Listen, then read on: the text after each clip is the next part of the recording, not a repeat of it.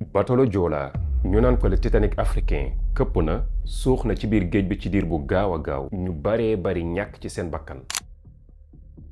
Sénégal septembre 2002 bateau Joola nekkoon ab bateau bu am solo di moyen de transport bu am solo boo xam ne daan na daw Dakar Ziguinchor. ñu bëri wóoru woon ko loolu ndax lim leen daan jàppale ci seeni voyage ba noppi daan yóbbaale li nga xam ne mooy seeni marchandise. waaye ci 27 septembre 2002 ci la mbir mu doy war daal di am. daal di mujj bokk ci mystère yi gën a rëy ci Sénégal. bateau Joola këpp na ba lu toll ci 1863 personnes daal di ciy ñàkk seen bakkan lim bu néew daal di ciy mucc muy 64 personnes donc. waaye nag naka la loolu mën a nekkee bateau bu mel ni bateau Joola ak rëy bi mu rëy yépp ak wóolu bi ñu ko wóolu woon mu këpp ba 1863 personnes daal di ciy ñàkk seen bakkan. bokk na ci cause principale yi nga xam ne ñoo waral suuxu bateau Joola muy surcharge maanaam lim bi mu yeboon dafa ëppoon lool sax. normalement lim bi nga xam ne bateau Joola da ko waroon yeb mu ngi toll ci 500 ak lu teg ak li nga xam ne mooy ay marchandises. waaye malheureusement nag lim bi mu yeboon romb na lool di dem. daanaka 2000 personnes ak seeni bagage ak sax ñoo xam ne enregistré wuñ leen ñoo yéegoon ci biir bateau Joola ci septembre 2002. bi ñu demee ba biir géej ci la mbir mu doy waar dal di am. dafa jekki saay di taw